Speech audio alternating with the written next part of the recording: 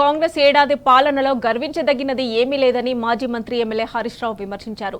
ప్రజాస్వామ్యం భావ ప్రకటన అంటూ మేనిఫెస్టోలో గొప్పలు చెప్పిన కాంగ్రెస్ అన్ని కూని చేసిందని నిప్పులు చెరిగారు. కనీసం నిరసన తెలిపే హక్కు లేదన్నారు. నిరంకుశ పాలనే మిగిలిందని ఫైర్ అయ్యారు.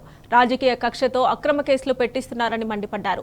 ప్రతిపక్షాలపై తిట్లు, ప్రజలకు కోట్లు, దేవుళ్లపై ఓట్లు, తాను తన వారికి అక్రమంగా సంపాదించిన నోట్లు తప్ప ఏడాదిగా చేసిందేమీ లేదన్నారు. రేవంత్ పాలన కూల్చివేతలతో ప్రారంభమైందన్న హరీష్ రావు రాష్ట్రం అన్ని రంగాల్లో కుదేలైందని ఆవేదన వ్యక్తం చేశారు.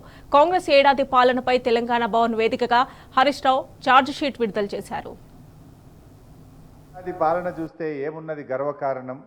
కాంగ్రెస్ పాలన సమస్తం ప్రజాపీడన పరాయణత్వం. కాంగ్రెస్ పార్టీ మేనిఫెస్టోలో చూసినట్టయితే మొదటి పారాగ్రాఫ్లోనే వాళ్ళు ఏం చెప్పారంటే ప్రజాస్వామ్య పాలన అని, భావ ప్రకటన స్వేచ్ఛ అని, నిరసన తెలిపే హక్కులు కాపాడుతామని అభయహస్తం మేనిఫెస్టోలో మొదటి పేజీలో మొదటి లైన్లో చెప్పారు. సోనియా గాంధీ గారు 6 గ్యారంటీలు ఇస్తే 7వ గ్యారంటీ ప్రజాస్వామ్యం అనే 7వ గ్యారంటీ నేను ఇస్తున్నానని ఎన్నికల ముందు రేవంత్ రెడ్డి గారు ప్రజలకు హామీ ఇచ్చారు. తీరా చూస్తే ఏడాది పాలనలో ప్రజాస్వామ్యం అపహాస్యం పాలైంది, భావ ప్రకటన స్వేచ్ఛకు భంగం వాటిల్లింది, నిరసన తెలిపే హక్కు లేనే లేదు, నిరంకుశత్వమే మిగిలింది. తెలంగాణ ఉద్యమ సమయంలో కూడా ఇలాంటి నిర్బంధాలను మేము చూడలేదు. గతంలో ఎన్నడూ కూడా రాష్ట్ర చరిత్రలో చూడని విధంగా ఈ రాష్ట్రంలో నిర్బంధాలు పెరిగిపోయాయి. పోలీస్ పాలన అమల్లోకి వచ్చింది.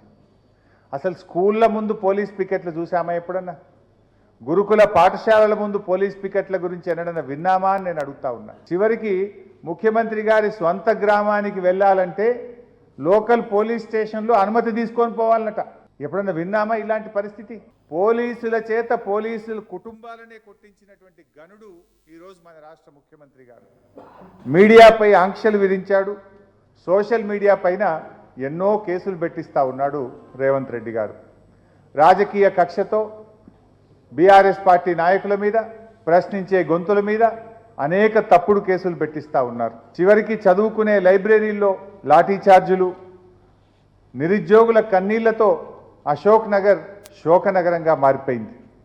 బుల్డోజర్లతో ఇళ్లు కూల్చి పేదల జీవితాలను ఛిద్రం చేసిండు రేవంత్ రెడ్డి గారు. లగచెర్ల లంబాడి బిడ్డల మీద 3rd డిగ్రీని ప్రయోగించారు.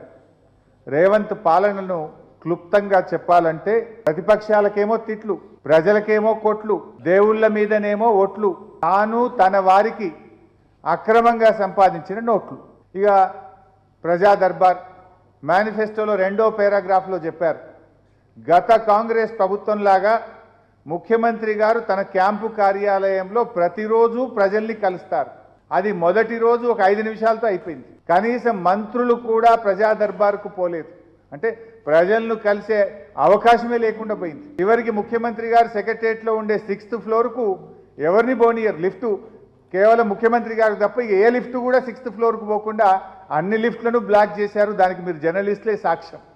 మీరు కూడా 6th ఫ్లోర్ పోవాలంటే మీ ఫోన్లు, పెన్నులు, మీ బుక్కులన్నీ కూడా పెట్టి డిపాజిట్ చేసిపోయే పరిస్థితి తెచ్చారంటేనే ఏ రకమైన పాలన ఈ రాష్ట్రంలో జరుగుతూ ఉందో, ప్రజాస్వామ్యం ఎట్లుందో దానికి మీరే సాక్ష్యం. అసలు ఈ పాలన, ముఖ్యమంత్రి గారి పాలన ఒక నెగటివ్ యాటిట్యూడ్తో ప్రారంభమైంది. అందుకే అన్ని నెగటివ్ ఫలితాలు వస్తున్నాయి.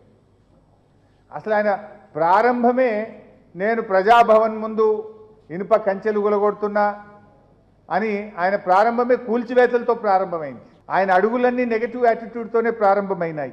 వచ్చి రాగానే అసెంబ్లీలో 6 గ్యారంటీల పైన చట్టబద్ధత తెస్తామనే హామీ ఏదైతే ఇచ్చిండ్రో దాన్ని తుంగలో దొక్కారు. ఇచ్చిన హామీలు నెరవేర్చలేని తన అసమర్థతను కప్పిపుచ్చుకోవడానికి శ్వేతపత్రాల పేరిట రోధ పత్రాలను ప్రవేశపెట్టారు. దివాలా తీసిందనే నెగటివ్ ఇమేజు రాష్ట్రం నెత్తిన రుద్దారు. పాము మంత్రం వేసిన వాడు పాము కాటికే పోయినట్టు ఈ ప్రభుత్వం తాము పన్నిన ఉచ్చులో తామే పడ్డారు. దాంతో ఆర్థిక వృద్ధి రేటు మందగించింది, కొత్తగా పెట్టుబడులు రాలేదు, ఉన్న పరిశ్రమలు తరలిపోతున్నాయి, నిర్మాణ రంగం కుదేలైపోయింది, రియల్ ఎస్టేట్ డమాలైపోయింది.